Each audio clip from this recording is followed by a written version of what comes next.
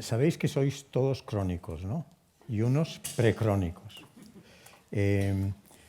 La razón, obviamente, es que no estamos haciendo, obviamente, lo que deberíamos estar haciendo, y lo prueba un poquito la sala, que en cuanto hablamos de prevención hay menos gente. Es curioso porque en una jornada que razona en términos de público y privada, y ya hemos oído que hay un gran interés económico también, no solo en salud, obviamente, en la prevención. Lo que pasa es que no lo hemos pillado todavía, menos algunos en vacunas o otras cosas, no hemos pillado todavía el truco entero. Pero yo creo que es muy importante que lo razonemos de una forma muy amplia. La otra cosa es que habréis oído, en los últimos 2 años se ha descubierto que no envejecemos de forma lineal, que envejecemos mucho a los 45 años y a los 60 años, de forma como casi de golpe, y es porque las células se cansan de estar filtrando y lo que hacen es soltar más metabolitos que te inflaman el cuerpo y que te producen un envejecimiento. La buena noticia, los que tenéis 40, 45, es que eso se recupera. Pero se recupera con algo que no nos gusta hacer, que son cambiar nuestros estilos de vida. Y por lo tanto, como no los cambiamos mucho, a los 60 años vuelve a cansarse esas células. Y lo que es importante es que obviamente eso es parte de lo que tenemos que hacer como individuos, pero es también algo que tiene que hacer el sistema de salud. El sistema de salud debe de poder ejercer y financiar e incentivar más la prevención de lo que está haciendo, y de eso vamos a hablar un poco. Hay un diputado conservador en Inglaterra que se llama Nigel Crisp que básicamente dice que la salud se crea en casa, los hospitales reparan. Entonces hemos oído antes que habría que poner más dinero en el sistema de salud, lo ha dicho Zulueta en el momento que ha vendido su libro. La idea que creo que tenemos que hacer y poder contestar aquí es, con esos extra 500 euros per cápita, ¿qué es lo que vamos a hacer? Lo mismo que hemos estado haciendo los últimos 20 años y hace que la prevención esté en primera división, o hacer algo diferente. Y eso es lo que queremos poder contestar entre todos hoy. Para acabar con la contextualización, simplemente decir que estas dos palabras, enfermedad y salud, no son simétricas, son asimétricas. Es decir, la enfermedad tiene muchísima más visibilidad económica, visibilidad sanitaria, visibilidad política, y la palabra salud pues, no la tiene tanto. Por lo tanto, esa relación es asimétrica, y tanto es así que cuando nos salvan la vida en el sistema de agudos, en el sistema hospitalario o en la atención primaria, sabemos a quién dar las gracias. Pero cuando nos salva a alguien, como ocurrió en pandemia, cuando nos salva a alguien en términos de salud pública, en términos preventivos, ¿a quién le das las gracias? No sabes a quién. Por lo tanto, esa simetría es muy compleja y hace falta, obviamente, dar mucha más visibilidad al concepto de salud. Y entonces, no voy a presentar a las víctimas de esta sesión. Están aquí arriba, creo. Sí, están ahí. Sí les voy a hacer una batería de preguntas que creo que, a ver si conseguimos que la salud esté ocupando el lugar que merece. Para empezar, habéis oído a la representante de la OMS. Yo he trabajado 15 años en la OMS, y en la OMS nos gusta mucho decir qué hacer. Una especie de conciencia universal, etc. Pero casi nunca decíamos cómo hacerlo.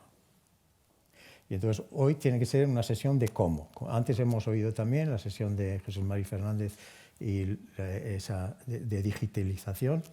Y la primera también era muy de cómo avanzamos en España concretamente. Entonces, yo os voy a pedir a los tres un ejemplo concreto de cómo creéis que en el sistema actual podemos avanzar en prevención. Un ejemplo de prevención que igual todo el mundo no conoce y que merece la pena ver que se puede implantar en el sistema. Javier, empiezo contigo. Pues bueno, en primer lugar, muchas gracias, Rafa, y gracias por despejarme una duda o darme un consuelo, porque yo creía que envejecía cuando miraba una foto de hacía 2 años, pero no, tú has dicho que es un tema biológico, ¿no? Un ejemplo de prevención yo lo pondría casi más en promoción. Yo creo que uno de los retos que tenemos como sistema de salud, no sistema sanitario, que es una parte, es que los ciudadanos seamos agentes de nuestra salud. Creo que esa transferencia de responsabilidad que muchas veces parece que el sistema sanitario secuestra ese concepto hacia el ciudadano, creo que es un elemento tremendamente importante para reorientar el foco de la enfermedad que tenemos en la actualidad en nuestro sistema hacia el foco de la salud. Y para ello creo que es fundamental el tema de educación en la salud y también educación en el manejo, en el uso de los servicios sanitarios por parte de los ciudadanos. Muy bien. Pablo. Bueno, pues muchas gracias a Forbes por la invitación y enhorabuena por el encuentro. También, Rafael, gracias. A lo mejor me lo podrías haber dicho hace unos años, ya sé por qué. Ahora que tengo 45 he visto el bajón, no hace falta ver las fotos. Pero bueno, ya como no puedo hacer nada, voy a ver si trabajo para los 65. Y pones un ejemplo concreto. A mí se me ocurren varios, pero creo que en España debemos estar orgullosos de nuestros programas de vacunación, que creo que pueden prevenir y pueden ayudar, pero lo conectaría con la formación a los ciudadanos en este caso, porque creo que debemos ir luchando contra ciertos bulos, lo hemos vivido, lo hemos experimentado, y debemos seguir trabajando en que estos programas sean accesibles a la mayor número de ciudadanos posibles y que estén formados para que lo soliciten o lo pidan. O incluso, no sé, nuestra compañía estamos en el ámbito de la oncología, hablamos de programas de detección precoz y era triste leer hace un par de días, creo, en un diario nacional, noticias como estos programas quedan desiertos o no van todos los ciudadanos que deberían, ¿no? Entonces, la formación para prevenir creo que es fundamental. Muy bien. Andrés. Yo creo que vamos a coincidir. Primero me gustaría decir que yo soy optimista. En la mesa anterior se hablaba de que nuestros padres rara vez iban al médico, salvo que fuese estrictamente imprescindible, y que hoy se ha metido en nuestro día a día. Además, iban cuando ya les dolía, no cuando tenían el primer síntoma, porque ir al médico era caro, era complicado, bueno, pasaban muchas cosas. Hoy por hoy estamos avanzando desde la curación hasta la prevención. Es un proceso que va lento, pero además, con todas las tecnologías que nos anunciaban en la mesa anterior, creo que seguimos avanzando cada vez más rápido en ese proceso. Entonces, lo que tenemos que conseguir es esa formación, es cambiar ese proceso, y eso se hace en los colegios y desde pequeños. No tenemos que pensar en la sanidad solo como las vacunas o como los medicamentos. El COVID nos enseñó que las mascarillas o la higiene o los desinfectantes son tan importantes para eliminar una transmisión vírica o bacteriana como otro tipo de herramientas. La alimentación es clave en nuestras enfermedades. Y ahora mismo sobre alimentación y sobre alimentos funcionales cada vez se sabe más. El ejercicio físico. Yo sí que he visto en muchas de mis recomendaciones que me manda el médico hacer ejercicio físico. Aparte del informe, nadie me lo ha dicho nunca, nadie me lo ha prescrito. Entonces, tenemos que ver la salud como un todo y eso es lo que nos va a permitir pasar de la enfermedad a la salud. Entonces, yo creo que la recomendación empecemos desde pequeños, eduquemos a la sociedad, eduquemos a los niños y que lo integren en su día a día. Bien, y eso a los tres, ¿quién lo va a hacer? Es decir, los médicos no tienen mucho incentivo en estos momentos para decirle, oye Andrés, te toca hacer deporte porque has tienes una edad donde ya tienes que prevenir ciertas cosas, o he visto un poquito de colesterol por ahí. ¿Qué es quién creéis que tiene que hacer esa labor de pasar de paciente pasivo a paciente activo? La sociedad en general. Si me permite, yo me cuelo. No creo que sea una cosa de alguien. Al final, bueno, sí, en la sociedad tenemos unos representantes políticos que tienen que ser los abanderados de estos, pero somos todos. Yo como padre tengo que hacerlo con mis hijos. Yo como director de una empresa también tengo que concienciar a la gente que trabaja conmigo, pero porque me interesa. A mí me interesa que mis hijos sufran las menos enfermedades posibles y que la gente que trabaja conmigo se ponga enferma lo menos posible. Con lo cual, esto deberíamos hacerlo todos. Cambiaría la pregunta. ¿Quién debe ser el abanderado? Bueno, el abanderado debería ser un organismo público al final, porque es el que tiene la capacidad de llegar y porque tenemos que meterlo en los planes de educación. Esto tiene que venir no solo de casa, que es súper importante, probablemente lo más importante, pero también en los colegios. Y entonces, esto no significa que tengamos que dejar la política sanitaria actual a un lado. No, tenemos que seguirla potenciando de la forma que estamos haciendo y en el camino por el que vamos. Pero tenemos que complementarla. La prevención es imprescindible. Muy bien. Estoy completamente de acuerdo con Andrés. Hay una... Podéis estar en desacuerdo, ¿eh? Pero no, es que estamos de acuerdo. Yo creo que en el contexto español es un hito el estar de acuerdo en algo. Yo creo que hay una frase que se dice mucho, que es desarrollar políticas de salud, que a mí me parece que no es del todo correcta. Yo hablaría más de poner la salud en todas las políticas, ¿no? En estos tiempos, alguien que no voy a mencionar ha hablado de hacer un país más grande, más wealthy. Bueno, yo hablaría más de hacer un país más healthy, porque la riqueza, sin transformarla en mejoras en aspiraciones de la población, que muchos de nosotros coincidiremos que una gran aspiración es vivir más años y vivir más años en buena salud y calidad de vida. Si no sabes transformar riqueza en salud, estás equivocado. Y yo diría que hay que poner más salud en las políticas, más que desarrollar políticas de salud. Yo, por añadir a lo que estábamos hablando, coincido con Andrés en el sentido de positivo que hablaba antes, ¿no? Y hablaba, por ejemplo, de la alimentación. Me ha sorprendido el dato de la mesa anterior de la gente joven en esa consulta diferente, cómo era más reacia.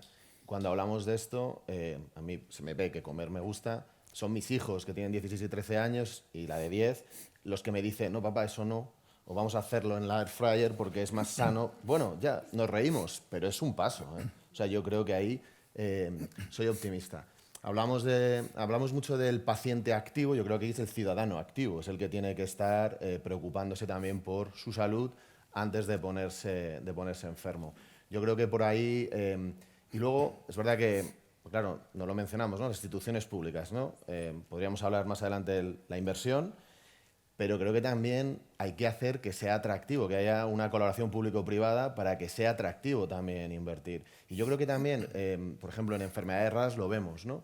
El diagnóstico precoz es clave para un paciente de una enfermedad rara. Y ya hay muchas comunidades autónomas y a nivel nacional que van invirtiendo en unas hojas de ruta para que esto suceda. Bueno, yo creo que eso es una responsabilidad de todos, no solo las instituciones públicas de los ciudadanos, también del sector privado.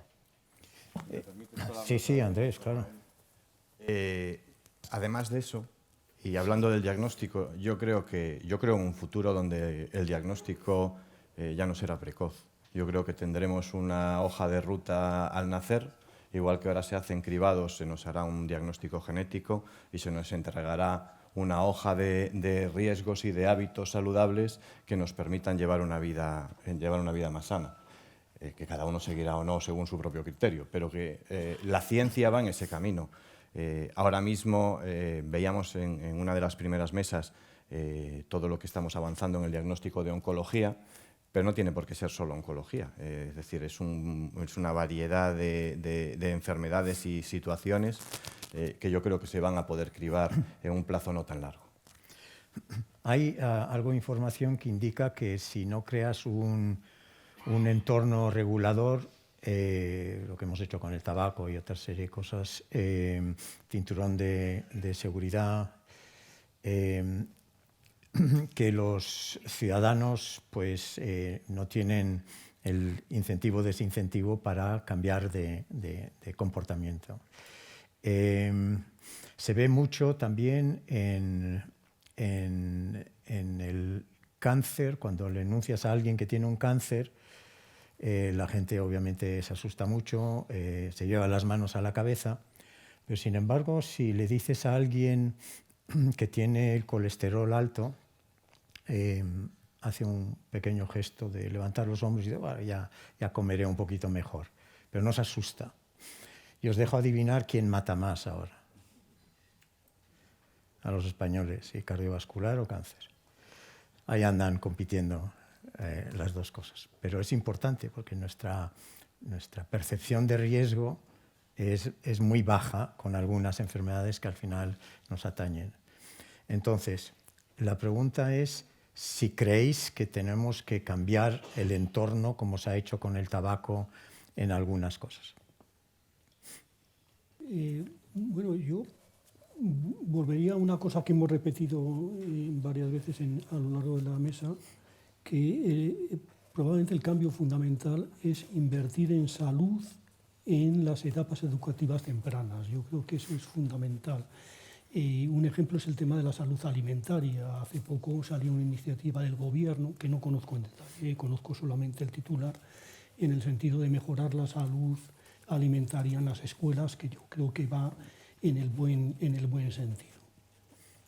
Pero es precisa, yo creo que una alianza entre el sector público y el privado, así como entre los sectores que más influyen en la salud, mucho más que el sistema sanitario, son los estilos de vida, los factores medioambientales y también, como sabemos, los determinantes socioeconómicos. Entonces, para tener influencia en esos determinantes de salud, sectores en donde está implicado el sector público y el privado tienen que actuar para llevar de la enfermedad a la salud a toda la población. Y los medios de comunicación, hoy que estamos en el seno de un medio de comunicación, tienen una importancia capital. Entonces yo diría que probablemente dos acciones que son importantes para cambiar el entorno es educación, y educación en las más tempranas etapas de la vida, y comunicación social, educación en salud. Yo a la educación le añadiría, y lo estamos viviendo con la transformación digital, que aquí el café con leche para todos no vale. Entonces, ponías el ejemplo, ¿no? A mí me dicen si soy diabético, pues no será lo mismo si tengo 60 años y tengo obesidad, tengo 45 y mi nivel formativo. Entonces creo que la tecnología aquí nos debe ayudar. Y nos debe ayudar con lo que hablábamos del dato, hacer ese seguimiento en la formación y ese seguimiento al paciente. Está haciendo el deporte que debe, le puedo ayudar. Las aplicaciones ahora nos van informando, nos van contando. Bueno, todo eso debe ponerse a disposición de la prevención de la salud. Entonces, lo vemos en las empresas en la transformación digital. Yo tengo gente en mi equipo que son pues, early adopters, que están muy formados, que ya estaban utilizando la inteligencia artificial, que ya venían, y otros que van muy por atrás. No les podré dar el mismo tipo de formación e información ni seguimiento de la implementación de lo que les estoy contando. Y yo creo que ahí es donde hay que hacer un paso más, una inversión. La inteligencia artificial, el dato, nos tiene que ayudar mucho. Pues ahí estás con una especie de personalización de la prevención, que también estáis comentando, siendo un plan de vida, diseñar un plan de vida, yo no sé a partir de qué edad, pero un plan de vida que te van a caer estas vacunas, pero también tu comportamiento. Yo creo que todos los que estamos aquí no queremos, me imagino, un Estado demasiado interventor en todas nuestras vidas, etcétera, y que sea más bien un Estado que esté creando condiciones y por eso estáis hablando tanto de educación y no estáis hablando, como en otros países, de poner impuestos al pecado. Impuestos al pecado, el sin tax es lo que se le llama por ahí, pues lo que hemos hecho con el tabaco. de forma más, a mi parecer, muy justificada. Pero ¿creéis que deberíamos de ver en qué otras cosas se debería de estar ampliando esta noción de crear condiciones más duras para, y a la vez ayudar con educación y comportamiento? Porque comento esto porque a mí me da la sensación de que, aunque estoy obviamente muy de acuerdo con la salud escolar y la educación, yo no sé si eso ha logrado ningún cambio hasta la fecha. ¿Ha logrado algún cambio esa educación desde abajo en la alimentación y en distintas cosas? Sí, dime. Yo creo que aún no ha llegado el momento en que se dé sus frutos. Efectivamente, como decía Pablo, nuestros hijos ya lo están estudiando. Yo no lo estudié. No sé si ha llegado el momento de que esos cambios se hayan visto. De todas formas, nos metemos ya en un debate muy filosófico, ¿no? ¿Hasta qué punto el gobierno debe intervenir en nuestros hábitos de vida para cuidar de nuestra salud? Yo eso lo defiendo en el punto de vista de las enfermedades de salud pública, contagiosas, infecciosas, porque no es una enfermedad individual, sino que es transmisible a los que nos rodean, pero en las que son puramente individuales deberíamos respetar la libertad del individuo.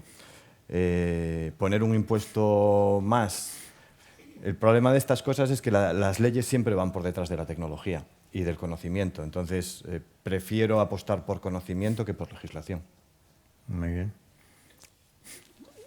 En relación con los impuestos, tiene un carácter disuasorio para algunos, por ejemplo, el impuesto al alcohol, al tabaco, etcétera, pero debemos ser conscientes de que los impuestos en ese sentido son regresivos, porque los estilos de vida, los peores estilos de vida, están más relacionados con las personas con más deprivación socioeconómica, ¿no? Eso es un hecho cierto, ¿no? Que hay que saber batallar con eso. Yo, a pesar de eso, estoy de acuerdo con los impuestos a bebidas azucaradas, alcohol, tabaco, etcétera, pero sabiendo que tiene ese.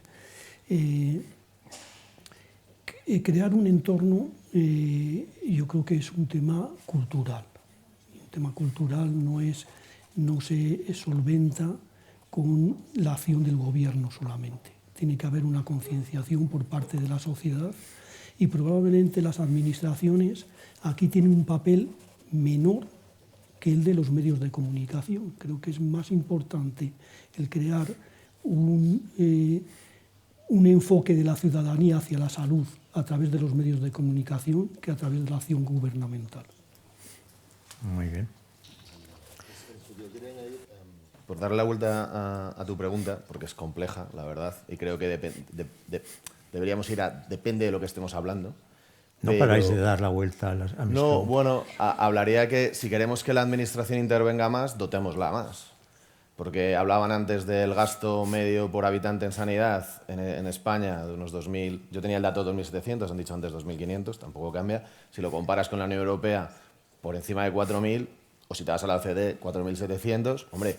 O si vas al Producto Interior Bruto, en España 9,1, en la media en Europa es 11.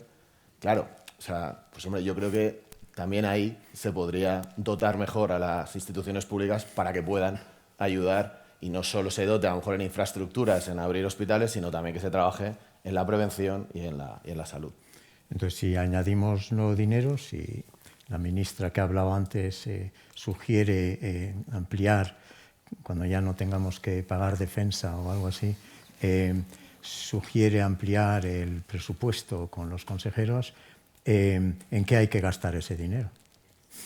Yo creo que es una pregunta más retórica que real, porque no va a haber más dinero para sanidad, Rafa. O sea, que a pesar de lo que diga, no he estado en la intervención de la ministra, pero en lo que uno puede comprobar, educación en la salud también es tener pensamiento crítico, ¿no? Entonces, en lo que uno puede comprobar de lo que son papeles del gobierno, que es el programa de convergencia con la Unión Europea, en ese programa de convergencia no aumenta 1/10 el peso de la sanidad sobre el PIB. Y yo no sé si estoy bastante de acuerdo con eso, porque salud no es solamente sanidad. Y este es un mensaje fundamental a dar a la ciudadanía. Cuando antes se hablaba de ahora vamos al médico, yo creo que vamos demasiado al médico, o sea que hay que educar también para ir menos al médico. Y los servicios sanitarios públicos deberían estar para aquellas medidas de promoción de la salud y preventivas que tengan evidencia científica suficiente y una relación costo-efectividad adecuada.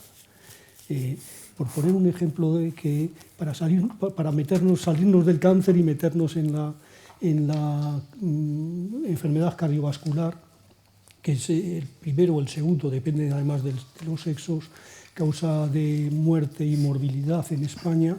Hace poco ha salido en el JAMA, pues seguramente lo conoce Rafa, la identificación de la placa de ateroma mediante la determinación del cáncer de las arterias coronarias y el tratamiento precoz en personas que tienen antecedentes de familiares de cardiopatía isquémica. Bueno, pues esa es otra medida preventiva que en el desarrollo científico médico pues se van a ir produciendo interviniendo a mejor desde la perspectiva preventiva. Yo creo que hemos hablado mucho de promoción, educación, pero en prevención se están produciendo avances muy importantes, no solamente en vacunas.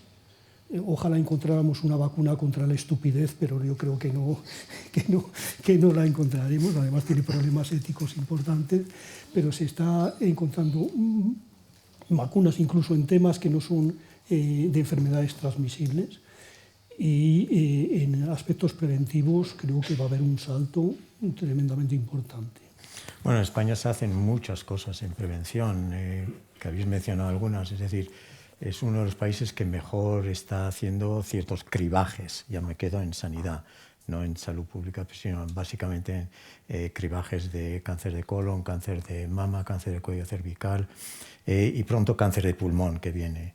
Por lo tanto, es un país que sí avanza, pero eso es dentro del sector sanitario. Pero dos preguntitas más, porque la prevención siempre tiene menos tiempo. La idea que hemos tenido la peor crisis de los últimos años con el COVID-19.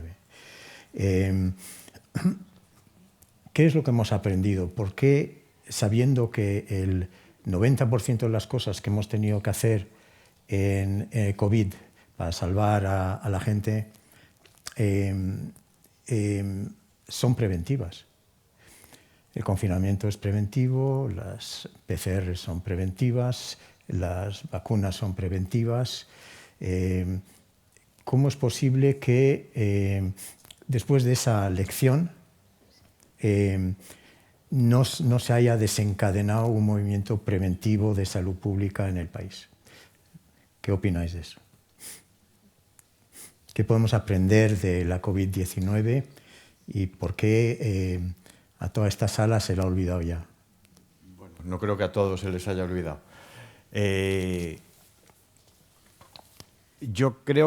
No creo que no hayamos aprendido. Yo creo que hemos aprendido menos de lo que esperábamos. Es verdad que todos estábamos muy concienciados cuando estábamos encerrados en casa y con la mascarilla y con el gel hidroalcohólico de que eso se iba a quedar. Y yo recuerdo una visita propia al hospital donde me atendió un profesional sanitario que llevaba mascarilla y decía, yo ya la llevaba antes y la voy a seguir llevando después. Es cierto que ahora ya es muy raro verlo y solo cuando hay un aviso del sistema sanitario que dice que en ese momento se debe llevar. Pero, por ejemplo, en la empresa era muy común, yo solo tengo un catarro, solo tengo una gripe y puedo ir a trabajar, y entonces a la semana siguiente tenías a 10 bajas por la misma enfermedad. Y esa gente ahora está mucho más concienciada. Yo creo que nos ha quedado mucho menos, probablemente entre un 1 y un 10% de lo que nos debería quedar, pero algo ha quedado. Y luego nos queda la parte política, ¿no? Yo creo que también nos ha quedado menos de lo que debería, pero como sabéis, por ejemplo, nosotros hemos ganado un contrato con ADEA, dentro de la Unión Europea, para estar preparados para fabricar vacunas en caso de una posible pandemia, que eso antes de la pandemia del COVID era totalmente impensable. CEPI tiene un programa ahora mismo para el desarrollo rápido de vacunas en 100 días, que a día de hoy sigue pareciendo muy complicado, pero cada vez que veo los avances, al principio no me lo creía y ahora creo que es alcanzable. Entonces, en ciencia y en políticas han quedado cosas y en nosotros como personas yo creo que también. Entonces, ¿me gustaría que hubiesen quedado más? Sí, pero hay cosas que han llegado y eso nos permite estar mejor preparados. Y es una pena porque aprendimos a que se podía agilizar muchas cosas, muchos procesos y no pasaba nada, porque es verdad que había un propósito común. Cuando hay un propósito común, pues las cosas fluyen de otra manera, pero yo recuerdo cómo hablar con la agencia por potencialmente medicamentos que teníamos, que no estábamos muy seguros si podrían ser y funcionar, pero agilizar un ensayo clínico en cuestión de iba a decir días, pero bueno, a lo mejor digo semana y media y estoy ya siendo exagerado. Ese propósito común, además, iba en vertical, porque cuando tú llamabas a tu central y decías yo lo pongo en marcha, era así. Y la inversión, entonces la colaboración público-privada parecía que era otra historia. Y es una lástima, porque al final el propósito de que haya un sistema sostenible, es un propósito que se tiene en ambos lados. No todos los objetivos que tienen que ser comunes, pero el propósito existe. Esa parte de no aprendizaje sí que, bueno, no soy a lo mejor tan optimista como Andrés, y creo que incluso a lo mejor es un poquito menos de ese 1% lo que debería haber quedado. Bueno, quizás nos referimos poco a ese tiempo por la política, por tal, y sería importante. Yo sería un poco más optimista que Pablo y me acerco más a Andrés en el sentido de que las medidas preventivas, reserva estratégica, etcétera, planes de contingencia, creo que sí han mejorado, tengo esa impresión. Lo que pasa es que tampoco ha pasado suficiente tiempo para ver si permanecen o se nos olvidan. Donde no hemos aprendido prácticamente nada es en el funcionamiento del sistema sanitario. Ahí seguimos con la separación entre servicios sanitarios, servicios sociales, que ha sido uno de los problemas graves que ha tenido el tema de la pandemia. En lugar de trabajar por procesos, seguimos trabajando por estructuras, las de tu informa, que son los servicios hospitalarios. Seguimos con la separación de primaria y especializada. Estos temas que el sistema sanitario respondió también porque le guiaba el propósito vamos a trabajar para esto, y se borraron esas barreras entre servicios, se impulsó el trabajo por procesos, etcétera.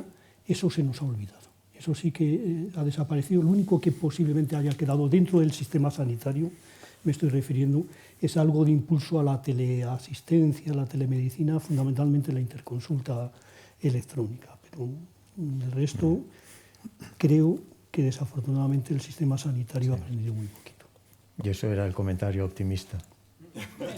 No, el comentario optimista era por la parte preventiva, es decir, y también es optimista más por lo macro que por lo micro, es decir, que cuando me monto en el tren de cercanías y estornuda a alguien, digo, no hemos aprendido nada, porque en lugar de poner el codo... Pero la buena noticia, en relación a lo que comentaba Andrés, es que ese proyecto que se llama Enfermedad X, como no sabemos qué microorganismo nos va a atacar, se sabe que se están organizando, hay miles obviamente de virus y de bacterias, pero se están organizando en 25 familias.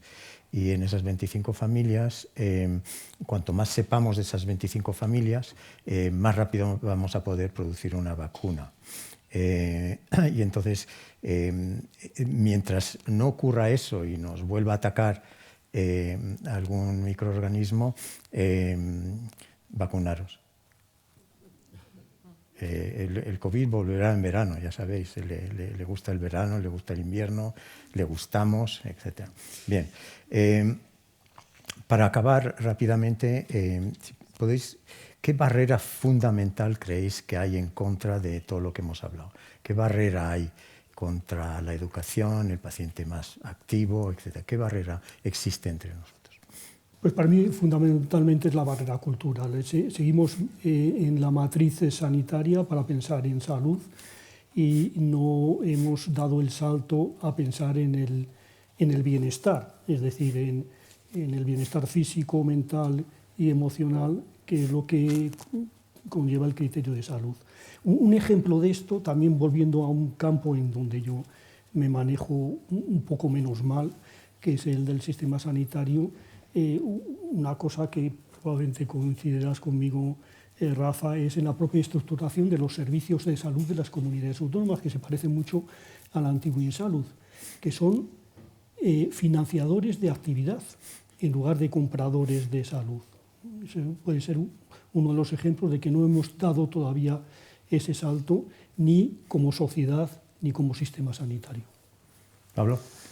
Sí, por no repetir el tema cultural y formación, que para mí es claro. Hablábamos de inversión, yo sí que creo que en prevención hay que invertir más, sinceramente, y creo que esa inversión hay que elegir bien dónde se hace. Probablemente creo que la tecnología, la transformación digital debería ayudarnos para eso y debería ayudar en ese cambio cultural. Yo creo que lo que nos falta son dos cosas. El propósito, que lo alegabas, Javier, hablando del COVID, no está tan claro, pero sobre todo nos falta una visión global. La salud cada vez más es un todo y relaciona varios parámetros, por eso nosotros defendemos el concepto de una sola salud en un solo mundo. Entonces ya no hay fronteras, ya no hay barreras y las enfermedades todas están interrelacionadas, con lo cual nos falta tener una visión global para poder afrontar esto de una forma realmente más rápida y definitiva. Muy bien. Bueno, voy a resumir en 15 o 20 minutos este tema. No, simplemente aplaudir, por favor, a los expertos. Muchas gracias.